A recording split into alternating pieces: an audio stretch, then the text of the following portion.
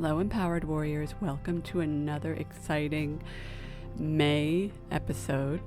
Now, don't get mad, but I want to mention or remind you to enter the May contest. And the reason why is because I truly believe that this is a really great opportunity for that person who is meant to win this. So if you are feeling called to enter the contest, please do. Listen, I'm not going to beg you. I'm not going to plead. I'm only inviting you. I'm inviting those of you out there that are listening to this and thinking, oh, I need to do that. But you haven't done it yet. And I know it gets busy. I know how life is. So it is my job to get on here and give you a lot of nudges. And as the month goes on, the nudges might become more like a little bit of an elbow jab. And then by the end of the month, like the last week, it might sound more like your mom is nagging you. But the only reason why I'm doing this is with love, because I want you guys to take advantage of this opportunity. So make a memo in your phone if you're driving, if you're on the go, a reminder to come back, tell Alexa to remind you, whatever it takes for you to sign up for this contest, because it's amazing, if I say so myself. So in today's episode,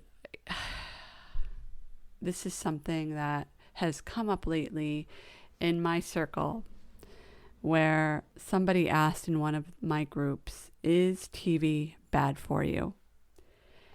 And I wanted to dive a little bit into this. Now, I want you to know that I'm not a specialist. I'm not a scientist in this subject.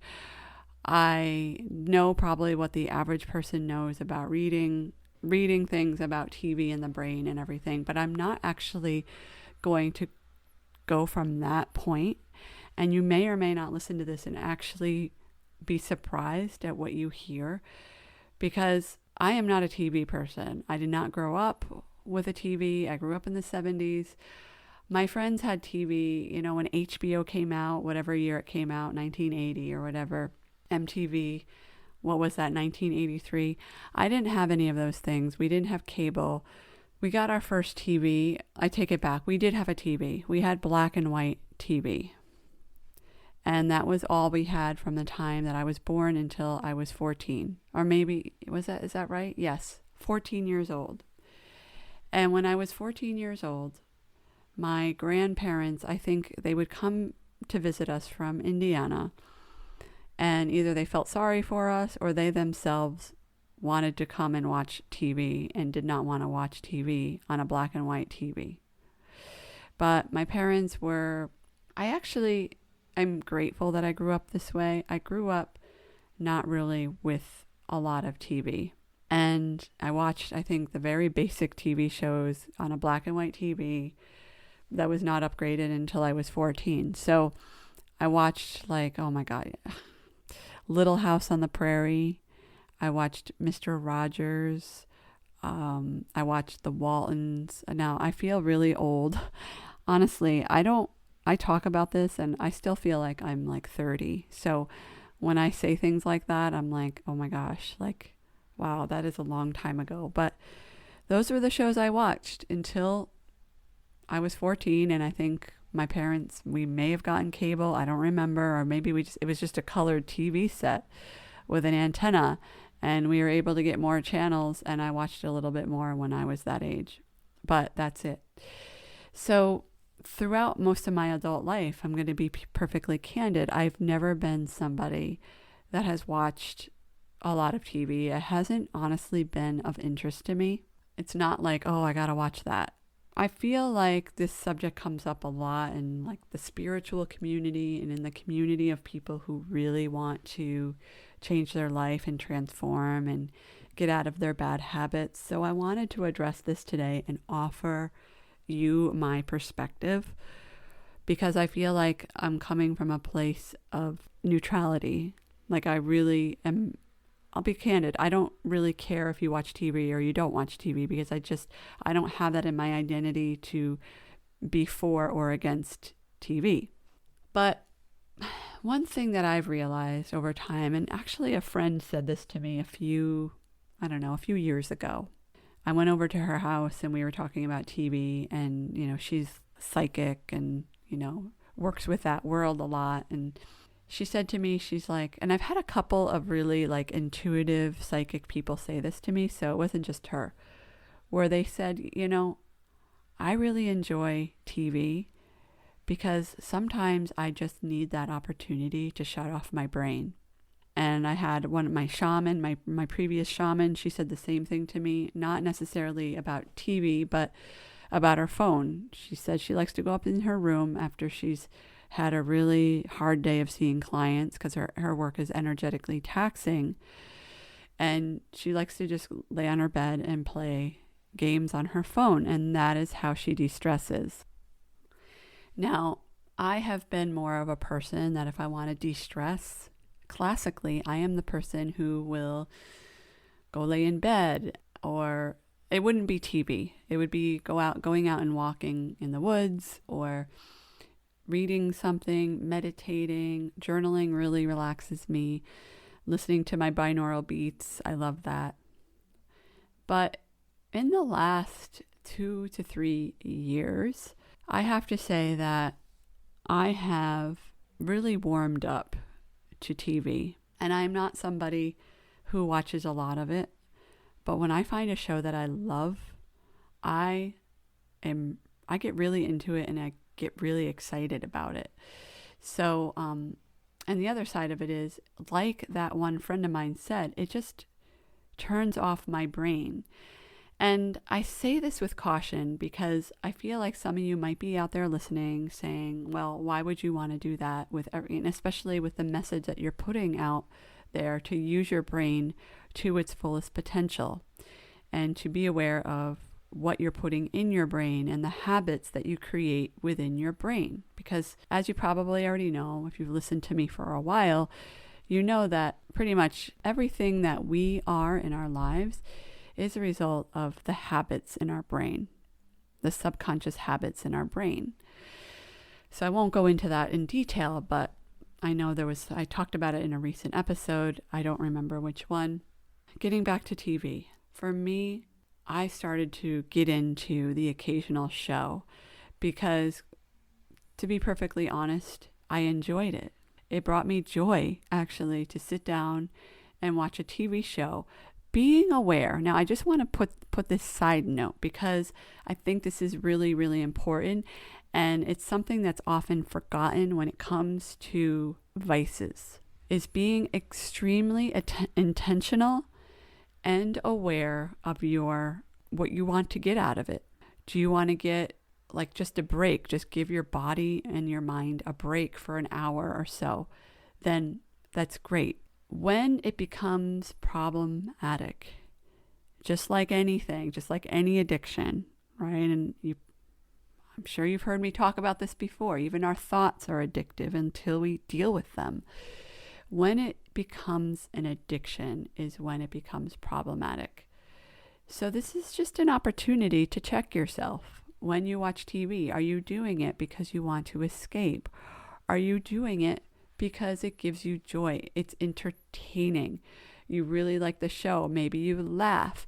Maybe it just gives your nervous system a little bit of a jolt. Like for me personally, I love thrillers. Like that is my thing. I don't really like super, super gory or violent or overly like visually disturbing things on TV. Like I'm the person, like when they're shooting and killing, I don't like that. I usually look away. But when it's like a mind thriller, like what is one that I watched recently? Okay, I'm just going to name some of the shows that I've watched recently. And usually I watch about one at a time. And I'm not watching anything right now. So if you're listening out there and you know of a good thriller, please write in and let me know what your favorites are. So I watched The Sinner it's on Netflix, and I think originally it airs on USA. So I'm only up to season 3 because we don't have cable. We don't have any cable packages. We just have Prime and we have Netflix and the Disney Channel. So Bill Pullman in that is excellent, and it's got just a really good storyline and really interesting storyline, and it really goes into the skeletons in his closet as well. So, and I love Bill Pullman. So The Sinner, Imposters. I watched Imposters recently. That was really good. Schitt's Creek. And let me just tell you, my mom told me about Schitt's Creek. I don't think I would have been drawn to watch Schitt's Creek on my own. But I was talking on the phone with my mom, and I tell you, my mom has told me about a couple of shows that I've loved. Schitt's Creek being one of them, and the other one is The Undoing with Nicole Kidman, Hugh Grant, Donald Sutherland. Fantastic. Like, that was one of those shows, like once a year. My husband and I, we agree we're going to subscribe to HBO for a month, maybe 2 months, because there really isn't much on HBO, and because we're not really big on watching a lot of TV, there really isn't much on HBO that I want to watch. But when it comes to The Undoing with Nicole Kidman, or even, what was the one with Reese Witherspoon? Big Little Lies and Little Fires Everywhere. Those were all amazing.